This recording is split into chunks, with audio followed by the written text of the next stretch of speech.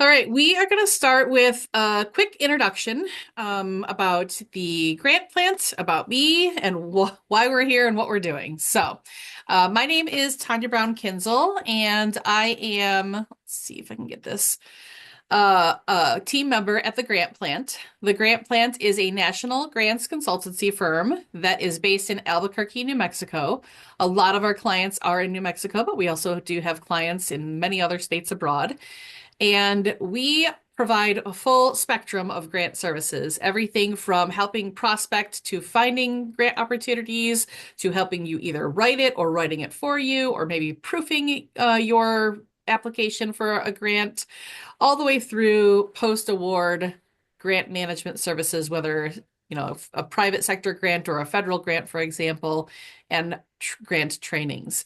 So we obviously live very much in the space of the grants world at every facet. And so this is something that has been at the forefront of our mind about what has been going on with what is being dubbed as the federal financial freeze or the federal funding freeze. And so today I am going to go over a sort of timeline, a very quick overview of what has happened pretty much since this week, although we'll give you a little bit about what happened last week. And then we're going to go into more detail about what exactly has happened along the way. At that point, we will pause and ask if there's any questions about like the historic aspects of what has and hasn't happened. Then we will move into a second portion of our presentation, which is regardless of what is happening legally or statutorily or with this memo or that lawsuit, what is the administration telling us through executive orders and other communications that they are signaling to do moving forward with grants? And so there's really going to be kind of two parts of this. We are going to do our best to present this as evenly, as nonpartisan, as objectively as possible. We're going to be working with facts, and in every instance on every slide, if you see something highlighted in red, that's actually the source of where we're getting our information from. And so everything we will be talking about today, I have been able to document and not just say I read it in a newspaper or news article somewhere. So let's talk really quickly about what has happened over the last 2 weeks, but in particular this week. So last Monday, 2 Mondays ago, on January 20th, the new administration was inaugurated. And of course, there was a variety of executive orders that began. There were a bunch, as usual, with every administration on the first day on January 20th. We also saw a large amount on January 21st, as well as January 24th. But there's been executive orders released almost every working day since the beginning of the administration. Again, this is not unusual. This past Monday, January 27th, the OMB issued Memo M2513, which we will get into what that included all together in a little bit. But the rough, quick overview is that it was a directive from the OMB to pause all federal funding activities and federal funding disbursements. The next day, on January 28th, a lawsuit was filed by 4 nonprofits in the U.S. U.S. District Court for the District of Columbia. And my timeline is remiss because there was also a second lawsuit that was filed by 22 states and the District of Columbia in a U.S. District Court in Rhode Island. And we'll talk about both of those lawsuits. After those two lawsuits were filed, the OMB on that same day released a clarification on the memo and said, well, we don't mean all federal funding. We just mean federal funding that might be implicated by any of the president's executive orders. Later on that same day, October 28th, the U.S. District Court in the District of Columbia ordered an administrative stay on that OMB memo 2513 until Monday, this coming Monday at 5 p.m. On the next day, the Department of Office and Management Budget rescinded that memo 2513 with memo 2514. So it was largely reported that the federal freeze is over, right? But later, the press secretary came back and said, no, actually, the federal funding freeze has not been rescinded, and we are going to continue to do what the executive order said. So we're going to break that down bit by bit by bit as we go through and give you the details so that during this conversation and in conversation with your colleagues or your clients or your coworkers or your friends, you can feel like you are informed about precisely what has been happening. Okay.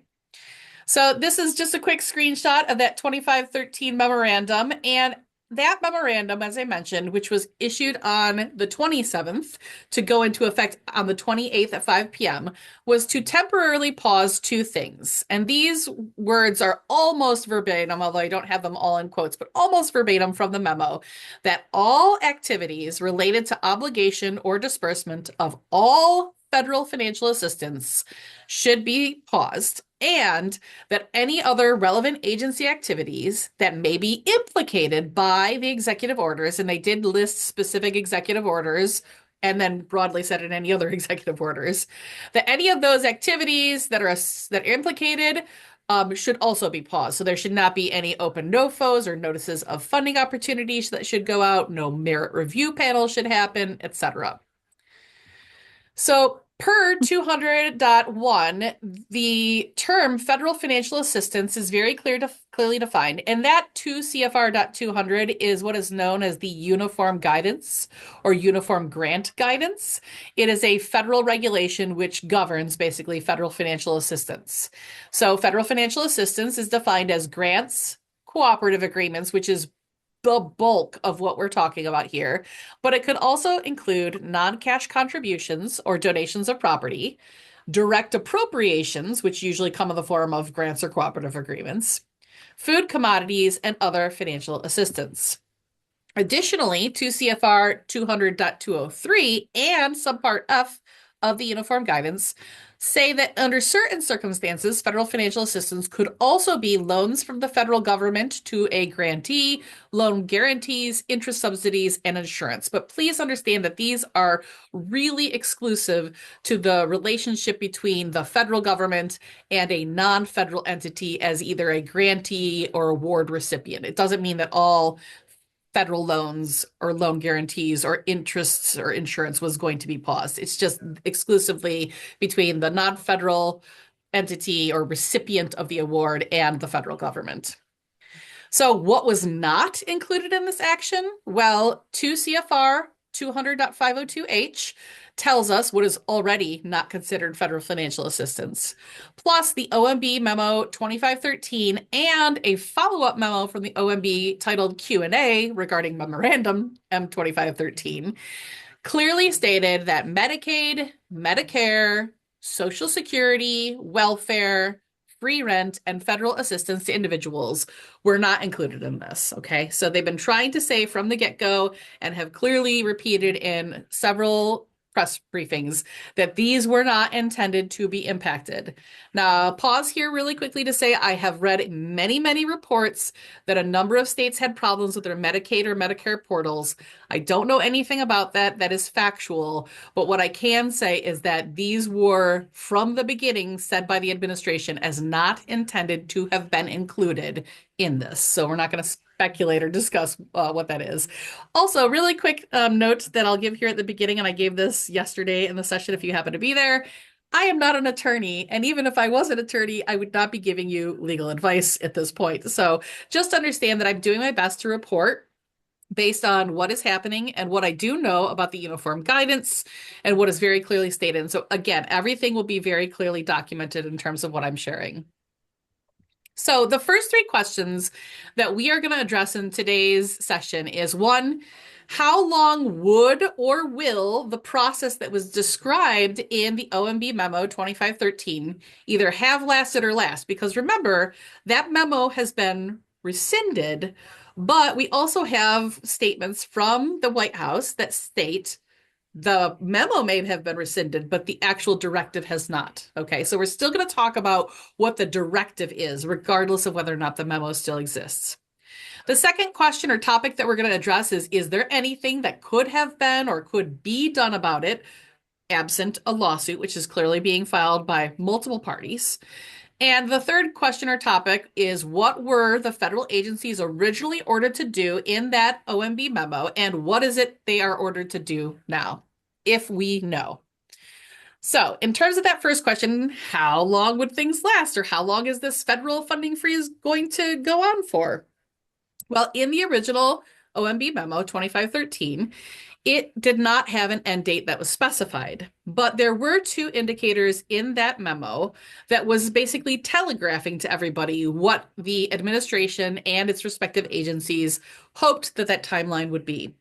So the two-page memo ordered that no later than February 10th, 2025, agencies shall submit to OMB detailed information on any programs, projects, or activities subject to this pause, end quote. So this would have been 9 business days beginning on January 29th through February 10th. So for 9 business days, it was proposed that they had to get the information to the OMB, but didn't necessarily promise when the OMB would make any kind of decisions about that information. The other sort of clue or indicator that we had, there's two of them. The memo implied that the length of this pause would be a period long enough to, quote, provide the administration time to review agency programs and determine the best uses of the funding for those programs consistent with the law and the president's priorities, end quote. The length of time, as I mentioned, was not to review this, was not defined. But I do want to point out that in a separate executive order and the guidance from the OMB was given 90 days to review and make determination about all foreign financial aid. And so that gives us a sense of, for at least one program, how long it was anticipated or how long they would be given to review things. Again, there are no end dates that have been discussed or no deadlines by which decisions have to be made that have been publicly listed as of 9 a.m. this morning, and things can certainly change very quickly. On Tuesday, January 28th, the website Roll Call actually reported that the OMB had sent out instructions. Now, this is while the memorandum was still active and had not been rescinded yet. So they were given instructions which asked the federal agencies to inform OMB about any planned obligations and disbursements through March 15th. And this spreadsheet that they were given was supposed to be sent back to the OMB by February 7th. So actually a couple days before the full reporting and accounting were supposed to be submitted to the federal government. So this is a quick screenshot of those instructions. I got them off of Senator Heinrich from New Mexico. He had them on his website. They were not publicly listed anywhere, but I've seen them listed these same things listed several places. And at the end of this, I'm be happy to share with you a list of all of the links and resources and sources from which I got all the information in this slideshow. This is also just a quick screenshot of part of the spreadsheet. You actually can't see all of it because it's really, really long. It's 14 questions in addition to the information that has been pre-populated there on the left-hand side. So the roll call article, and now having actually gotten the chance to look at that spreadsheet, includes 2,600 specific accounts within agencies across the government. And there are 14 questions that are included to ensure that federal programs are in compliance with the president's executive orders and policy goals. And we will actually go over those 14 specifically with regard to different topics.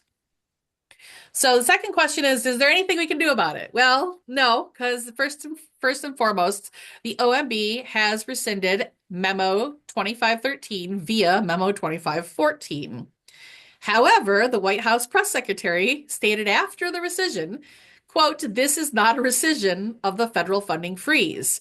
The president's executive orders on federal funding remain in full force and effect and will be rigorously implemented." So as of January 29th, 2025, yesterday, it was unclear how the federal freeze would be implemented, but the implication was that the directive may still be out there even if the memo is not. Now, I said implication, and I told you that I'm going to report all on factual sources. And so that implication was contended by the states in their lawsuit against the federal government in the Rhode Island District Court, which again, we'll get to in a second, but you'll get that link if you want to see it. And you can actually see the YouTube video of that temporary restraining order hearing if you're interested. So within that original OMB memo, the department stated that, quote, "OMB may grant exceptions, allowing federal agencies to issue new awards or take other actions on a case-by-case basis. So to the extent required by law, federal agencies may continue taking certain administrative actions, such as closeout of federal awards, and they refer to the process, which is in the 2 CFR 200.344, or recording obligations expressly required by law. And the obligations are financial obligations. And the third question or topic that I think we want to address before we dive into the further implications or indicators from the administration was what exactly were they supposed to do if the memo was still active, and what is being alleged by the states in their lawsuit is still happening. So for each federal financial assistance program, the agencies must, one, assign responsibility and oversight to a senior political appointee to ensure that federal financial assistance conforms to the administration's priorities. Secondly, they have to review pending federal financial assistance to see if they need to modify any unpublished federal financial assistance announcements, such as a notice of funding opportunity, if they need to withdraw any announcements that he published, and many have already been withdrawn, and to the extent permissible by law, cancel awards already awarded that are in conflict with the administration priorities. Now, this is what the agencies were instructed to do by 2513, which has been officially rescinded. The third thing that they were supposed to do was ensure adequate oversight of federal financial assistance programs and identify any underperforming recipients, and then address identified issues, including canceling awards if necessary. So this is a quick screenshot of that lawsuit. There is a link to it in the resources that I will be sharing afterwards. So the lawsuit that was filed by the nonprofits, it was four nonprofits: the National Council of Nonprofits, the American Public Health Association, the Main Street Alliance, and SAGE, filed a lawsuit on January 28th, so the day after the memo came out. And they filed it against the Office of Management and Budget and Matthew Vaith, the acting director of the Office of Management and Budget. And this is the lawsuit that is happening in the District of Columbia, U.S. District Court. This lawsuit declared that the memo was unlawful and should be set aside, as well as request a temporary restraining order and a preliminary injunction barring the OMB from taking steps to implement the memo. And that is a copy of a clarification that was sent out. So on January 28th, after that lawsuit was filed, the OMB issued the OMB Q&A regarding Memorandum 2513. To state, quote, in implementing President Trump's executive orders, OMB issued guidance requesting that agencies temporarily pause, to the extent permitted by law, grant, loan, or federal financial assistance programs that are implicated by the president's executive orders. Any program not implicated by the president's executive orders is not subject to the pause, end quote. Now, the executive orders that were listed in that clarification memo that I just showed you were, and these are the titles of the executive orders, because when I first created this, none of the executive orders had yet been published in the Federal Register and assigned a number. So I'm just going to give you these titles, and these are the exact titles as were released by the administration. So their words, not mine. Protecting the American people against invasion, reevaluating and realigning United States foreign aid, putting America first in international environmental agreements, unleashing American energy, ending radical and wasteful government DEI programs and preferencing, defending women from gender ideology, extremism, and restoring biological truth to the federal government, and enforcing the Hyde Amendment. So in that clarification, it also said, quote, the guidance establishes a process for agencies to work with OMB to determine quickly whether any program is inconsistent with the president's executive orders. A pause could be as short as a day, I think is what they're saying there. In fact, OMB has worked with agencies and already approved many programs to continue even before the pause has gone into effect. So this is from the clarification memo before the memo was rescinded. They also stated in that clarification memo, quote, the pause does not apply across the board. It is expressly limited to programs, projects, and activities implicated by the president's executive orders, such as ending DEI, the Green New Deal, and funding non-governmental organizations that undermine the national interest, end quote. So this is the judge's order that happened on the 28th. Um, it was the one that was from the judge Lauren Ali Khan in the U.S. District Court in the District of Columbia. And Judge Ali Khan basically implemented or ordered an administrative stay until Monday, February 3rd at 5 p.m. But the stay was only on the freeze of the funds. The judge did not include the issuance of new awards or other relevant agency actions that could be implicated by the orders. So it was just on the funding freeze aspect of things. Specifically, the district court said the court will further limit the scope of the administrative stay to the OMB's direction that agencies pause disbursement of those federal funds.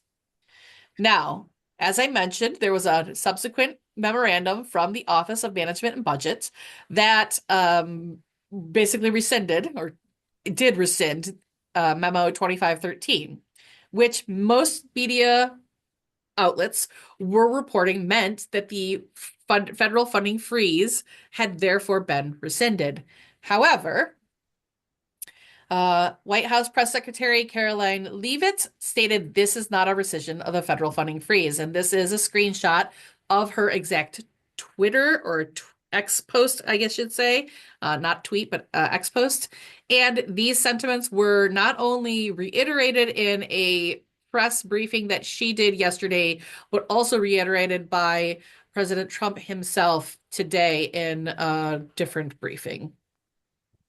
Or press conference, I should say. Okay, so this is the other lawsuit that I mentioned to you that was also filed on the exact same day as the lawsuit from the nonprofits. It was also filed on January 28th, and it is, as you can see, 22 different states as well as the District of Columbia against, and then there's a bunch of defendants that are listed, not just OMB, but pretty much everybody in the administration and every head of every agency. So this complaint for declaratory and injunctive relief was filed to stop the implementation of 2513 as well as the federal funding freeze. The lawsuit was filed and is being heard by Chief Judge John, who goes by Jack McConnell Jr.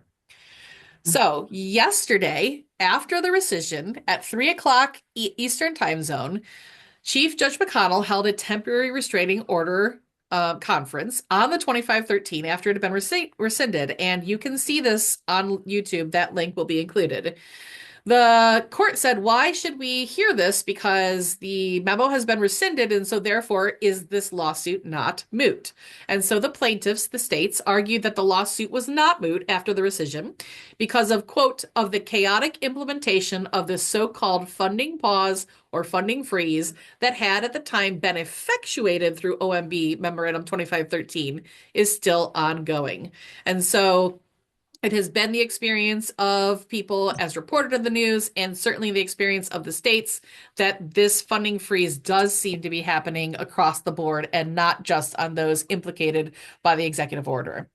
So Chief Judge McConnell, after hearing from both of the sides, said that he largely agreed with the plaintiffs and stated, quote, so I am inclined to grant the restraining order, though I am struggling with how it would be worded and what effect it would have because, end quote, because the memo was no longer in effect.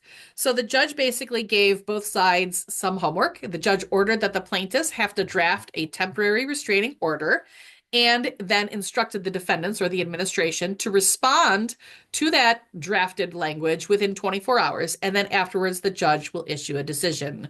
So this likely means that a decision will not happen until either tomorrow, Friday, or possibly as late as Monday. Now I want to pivot, right? Because there's a lot of question like what is happening, what's happening legally, what's happening behind the scenes. And I don't really want to get into the speculation of what is or is not being ordered. What I want to do now is shift our conversation to, regardless of what is happening from these various actions, what is the administration telling us that they want to withdraw federal funding from? So whether this action or that action succeeds or not, their intentions are very clearly being communicated through their executive orders, through their press conferences, and through their clarification memos. And so next, again, while I go through each of these topics, I will be citing the exact text that tells us what they want from the executive orders. This is not going to be political commentary about what I think they're trying to do, but what they're actually saying in their executive orders, clarifications, or other publicly available, comment sections. So remember, per the original OMB memo, the 2513, they're looking to get rid of, quote, financial assistance for foreign aid, non-governmental organizations, DEI, woke gender ideology, and the Green New Deal, which Rich asked about. So this is on the White House's website. It is listed as President Trump's America First priorities. It was put on the website on January 20th, the day of his inauguration. And if you read through this entire declaration, these are the following grant or policy relevant directives that could have impact grants or cooperative agreements or other federal financial awards. So this is what is elucidated. And all of these are direct quotes from that document. The first one is, quote, suspending refugee resettlement, quote, streamlining permitting and reviewing for rescission on all regulations that impose undue burdens on energy production and use, including mining and processing of non-fuel materials. Quote, empowering consumer choice in vehicles, shower heads, toilets, washing machines, light bulbs, and dishwashers. Quote, ending leasing to massive wind farms. And they also talk about other financial assistance. Quote, freeze bureaucrat hiring except in essential areas, and end quote, and terminate, quote, DEI activists. Also, quote, improved accountability of government bureaucrats.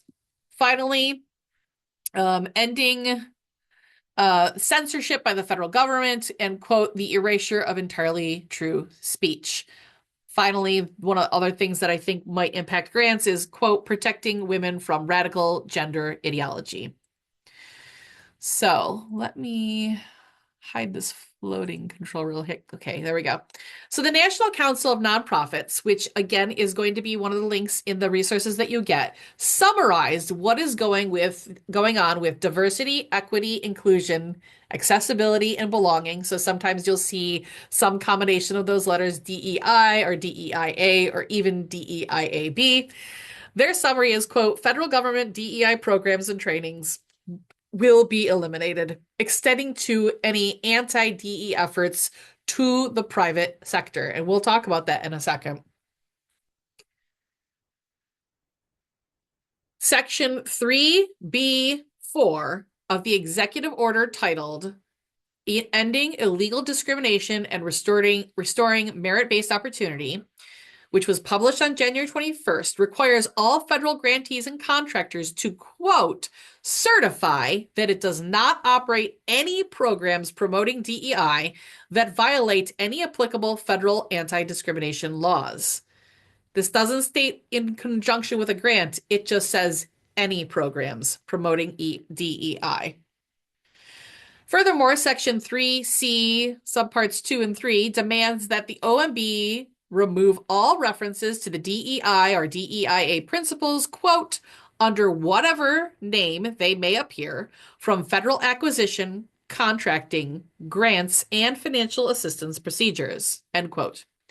It also requires that the OMB terminate all diversity, equity, equitable decision-making, equitable deployment of financial and technical assistance, advancing equity, and like mandates, requirements, programs, or activities. Additionally, Section 2A of the executive order entitled Ending Radical and Wasteful Government DEI Programs and Preferencing, which was published on the website on January 20th, reinforces this by ordering that the Office of Management and Budget, as well as the Office of Personnel Management, also called OPM, will coordinate the termination of, quote, illegal DEI and diversity, equity, inclusion, and accessibility, DEIA, mandates, policies, programs, preferences, and activities in the federal government, including environmental justice offices. Furthermore, Section 2B2A demands a list within 60 days of three things: The agency or department, DEI or DEIA, environmental justice positions, and an assessment of whether these positions have been misleadingly relabeled in an attempt to preserve their pre-November 4th, 2024 function. That is a quote. In 2020, that date is the day before the election. Additionally, 2B2B and C order that each agency, department, or commission head shall provide a list to OMB within 60 days of two other things. Any federal contractors who have provided DEI training or DEI training materials to agency or department employees, and, quote, federal grantees who received federal funding to provide or advance DEI or DEIA or environmental justice programs or activities since January 20th, 2021, which was the date of the inauguration for President Biden. Furthermore, Section 4B, 2 and 3 requires a report on the private sector. These are not reports on federal agencies or activities. These are reports on the private sector to the assistant to the president for domestic policy. The first report must list, quote, the most egregious and discriminatory DEI practitioners in each private sector of concern. Next, quote, each agency shall identify up to 9 potential civil compliance investigations of either publicly traded corporations, large nonprofit corporations or associations or foundations with assets of $500 million or more, state and local bar and medical associations, and any institutions of higher education with endowments over $1 billion. Those reports must be turned in to the assistant to the president for domestic policy, and there needs to be 9 in each of those sectors identified. So, despite the rescission of the OMB memo, the administration has clearly indicated that they are still proceeding with the comprehensive analysis. That's what they said in their tweet, and that's what they said in their 2 respective press briefings and press conference. The OMB instructions for federal financial assistance program analysis in support of 2513, which is being alleged by the states, is still being used, and the press secretary has said, we are still moving ahead with our plans, so implied that that was in fact the case. The following relevant question to DEIA-B. The question is, does this program, quote, does this program provide funding that is implicated by the directive to end discriminatory programs, including illegal DEI and diversity, equity, inclusion, and accessibility, or DEIA mandates, policies, programs, preferences, and activities under whatever name they appear, or other directives in the same executive order, including those related to environmental justice programs or equity-related grants. So the federal government is looking to cease funding, or at least to revise funding, if the answer is yes to that question. Now we'll go to the next sector, or topic or subject, and that is been broadly categorized as dealing with the LGBTQIA communities. The National Council of Nonprofits summarizes, quote, charitable nonprofits serving LGBTQ plus communities and providing gender-affirming care and other services may experience loss of federal funding, increase in demand for services, and strained relationship with government partners. Why do they think that? Well, Section 3G of the executive order, which is titled, quote, Defending Women from Gender Ideology Extremism and Restoring Biological Truth to the Federal Government, end quote, which was also published on January 20th, states, quote, federal funds shall not be used to promote gender ideology. Each agency shall assess grant conditions and grantee preferences and ensure grant funds do not promote gender ideology, end quote. Now, the OMB instructions that I mentioned before asks the following relevant question. Does this program promote gender ideology? And it is up to the respective agency employees and the senior politically appointed staff to answer that question.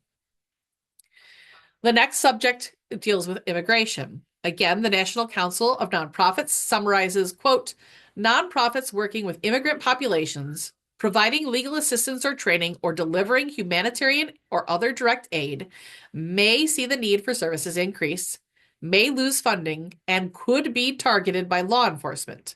Human services and social services could also be targeted, end quote. Section 19A of the executive order, titled, quote, Protecting the American People Against Invasion, end quote, also published January 20th, requires that the Attorney General and the Secretary of Homeland Security review and audit all federal financial assistance to, quote, non-governmental organizations supporting or providing services either directly or indirectly to removable or illegal aliens, end quote, to ensure that, quote, they do not promote or facilitate violations of our immigration laws, end quote. Sections 19C and E require that the Attorney General and the Secretary of Homeland Security review and audit all federal financial assistance, which could include, quote, terminate all such agreements determined to be in violation, end quote, and then, quote, initiate clawback or recoupment procedures if appropriate, end quote. Section 17 deals with sanctuary cities or sanctuary jurisdictions. It orders that such jurisdictions, quote, do not receive access to federal funds. Further, the Attorney General and Secretary of Homeland Security shall evaluate and undertake any other lawful actions, criminal or civil, that they deem warranted based on any such jurisdiction's practices that interfere with enforcement of federal law. Excuse me a second. End quote.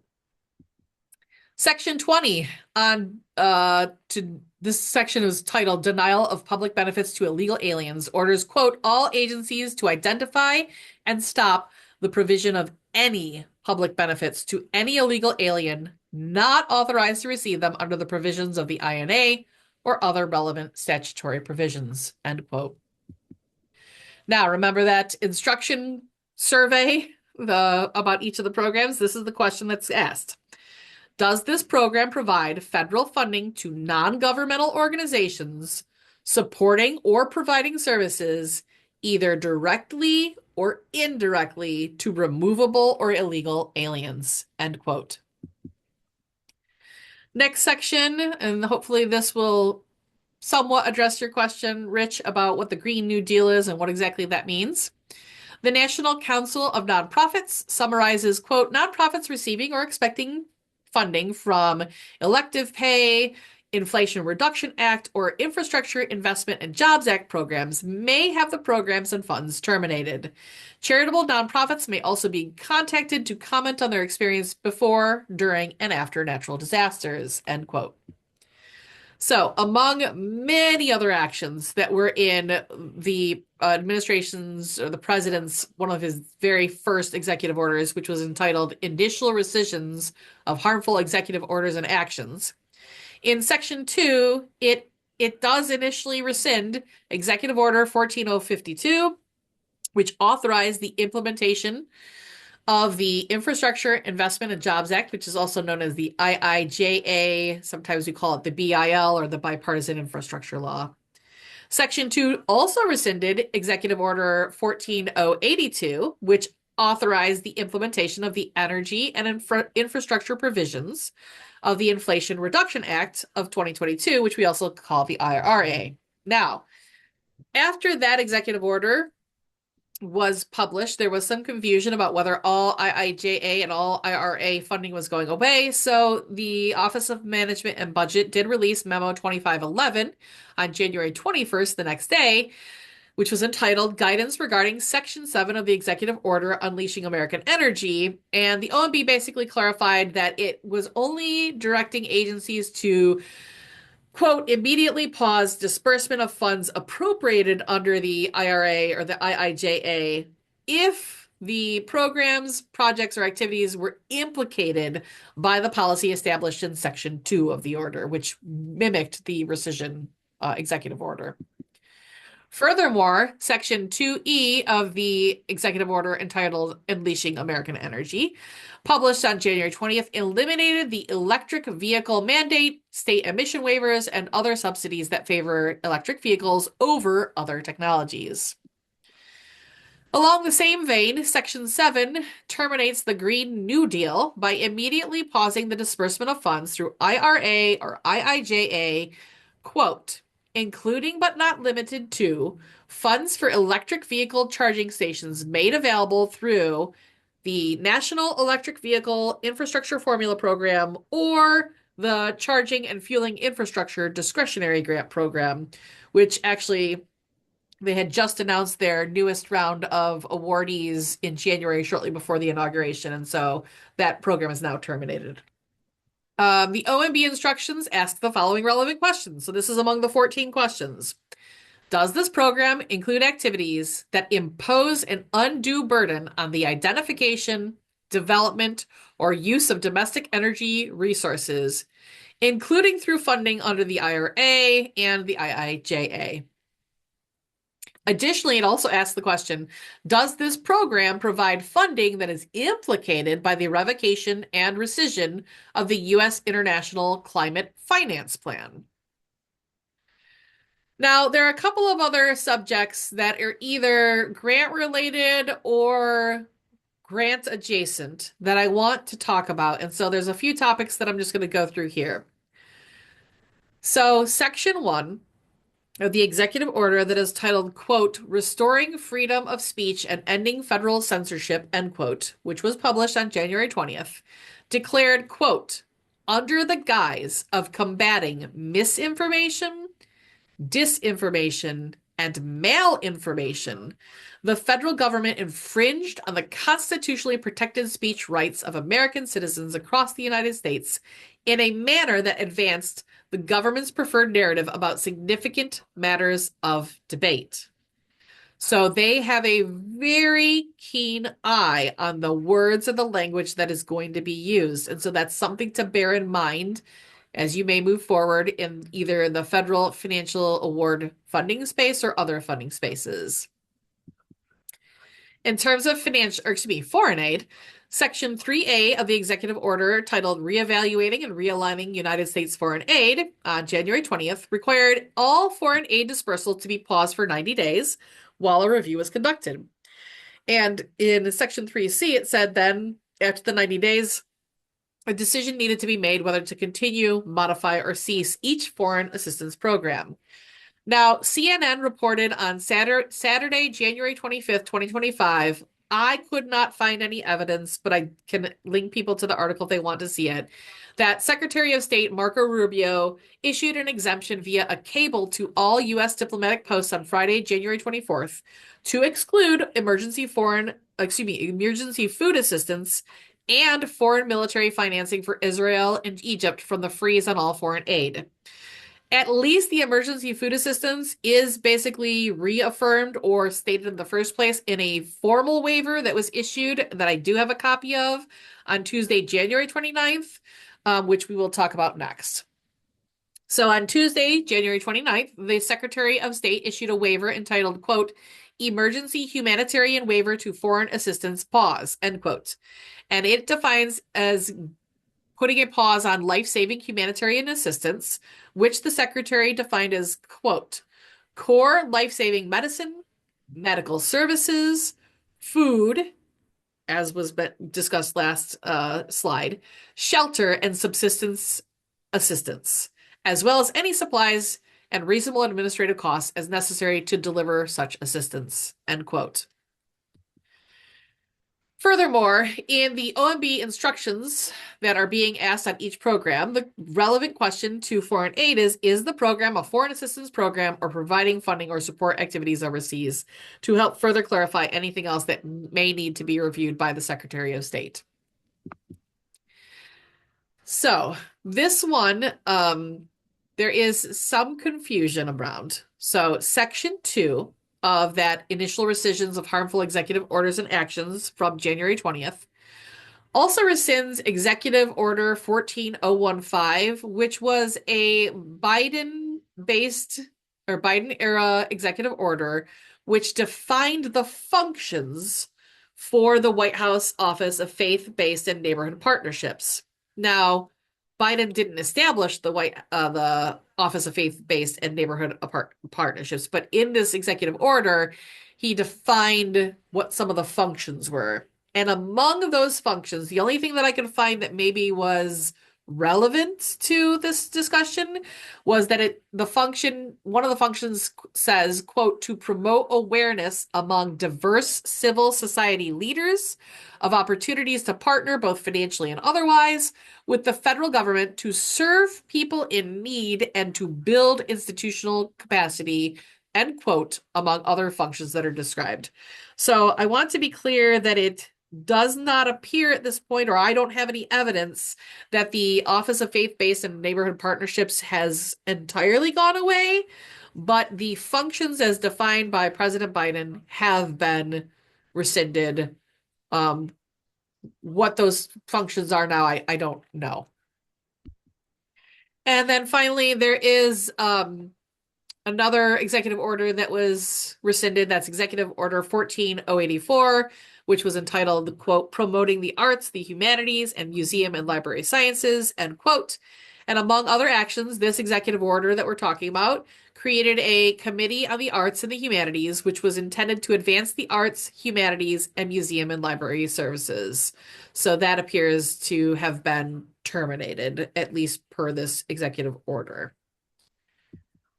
Okay. So there's one other subject, and that is anything to do with elective abortions, or in some cases, medical abortions, as well as reproductive health care. So Section 2 of the executive order entitled Enforcing the Hyde Amendment rescinds two executive orders related to abortion and reproductive health care. So they're very similar, but the executive order 14076, which is called Protecting Access to Reproductive Health Care Services, sought to expand access to abortion care, protect and expand access to reproductive health care services, including emergency contraceptions, and increase outreach and education about access to reproductive health care. So that has been rescinded. The other one is Executive Order 14079, which was similarly titled Securing Access to Reproductive and Other Healthcare Services. And it said, it basically promoted actions to advance access to reproductive health care services, including to the extent permitted by federal law through Medicaid for patients traveling across state lines for medical care. Finally, Section 1 just basically says we're going to terminate federal taxpayer dollars being used to fund or promote elective abortion. And in that OMB instructions, it says, does this program promote or support in any way abortion or other related activities identified in the Hyde Amendment? So these are the other questions. They're not really specific to any programs or initiatives, but just so that you have a comprehensive view of what is being asked. These are the other questions that are in that OMB survey, which is believed to be being used. That's the only thing I cannot document in terms of that, but that is what was alleged and not denied in the court case in Rhode Island. So one of the questions is, if not covered in the preceding columns, does this program support any activities that must not be supported based on executive orders issued on or after January 20th, including executive orders released following the dissemination of the spreadsheet? Please provide any additional information on program or project activities. Does the program have any pending funding announcements? Does the program have any obligations or disbursements before March 15th that are anticipated? Does the program have any statutory requirements that mandate an obligation or disbursement through March 15th? Or is there an estimated date of the next obligation of disbursement or funds? And then finally, they want you to identify, or they want the agencies filling this out to identify the email of the senior political appointee responsible for overseeing this program. So now I'm going to go ahead and turn back to you all and tell you that I am not going to get into speculation again about what is going to happen either legally or with the administration. I really just want to focus on what exactly has been stated by the administration or through official administration memos. So I'm going to quickly take a look at the questions. So I have a question from somebody, and I'm not going to say the organization name, that said they're writing an application towards underserviced and underrepresented communities. This is the terminology used in the grant notification. Should they refrain from using these terms or other synonyms to match the new national narrative or stick with terms and phrases used in the grant listing? So, I want to be clear that these are choices you all are going to have to navigate, and I don't necessarily want to give you any advice about what you should or shouldn't do. In fact, we just had a great internal conversation at the grant plan about what we might do or what we might advise our clients to do. What I want to caution you or anybody else that is thinking about, like, how could we maybe reframe or repackage these things? The executive order, and it's somewhere in there, that is talking about DEI, is actually issues a directive to look out and seek anybody that is attempting to relabel or repackage so that action can be taken. Now, that is relevant to federal agencies and departments, but I think that is something that you should bear in mind as a potential federal grantee as to whether or not that is something you want to do. I would caution obfuscation. Let's put it that way. So somebody else asked the question: if the memo is rescinded, but the funding freeze is still happening, what did rescinding the memo do? Just get rid of the guidance? And then, do we have any official statement besides a tweet that says this is still happening? I ask because I've seen a lot of companies here that it's rescinded, and I think they think it's everything is going back to normal. So I want to reiterate, although I did show you a screenshot of a tweet, or I should say more accurately, an X post that did come from the White House's press secretary's account, personal accounts, or I don't know, personal maybe. It was also reiterated in a press briefing that she did yesterday, which you can find the transcripts of on the White House website, which is linked in my thing. And it was reiterated and restated by the president himself this morning during a press conference, which was more so to do with the unfortunate airplane accident that happened this morning, but he entertained other questions. And so it's been addressed twice that in their mind, the federal funding freeze is still happening. The way that the administration continues to describe it is that it is not an across the board federal funding freeze, but only a federal funding freeze on any programs that may be implicated by those executive orders. And so that's why, for the terms of implications, we went through each of those sectors that were very specifically named, either through the memo, through the executive orders that were listed by the memo, or through the survey itself that was sent out, because those are clear indicators of where specifically they are looking. So at this moment, no, not everything is normal, but I also want to be clear that's true with every time a new administration comes in and starts doing things their own way. So I'm not accusing any abnormal activities here. I'm just saying, like, no, things are not the way they were 2 weeks ago, right? There are still holds on some programs, and there are also reported holds on programs that maybe shouldn't be in this, but I can't verify any of that. I can only kind of share with you what I can document. So somebody asked, how does this impact tax credits associated with the IRA? I can't answer that question because it depends on which program in the IRA.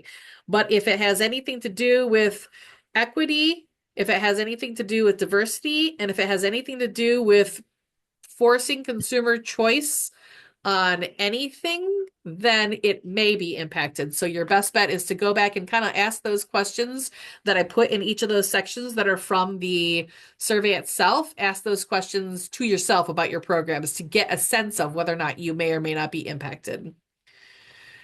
Next question. Will there be an opportunity for grantees to remove DEI aspects from existing grants and keep the non-DEI components? No.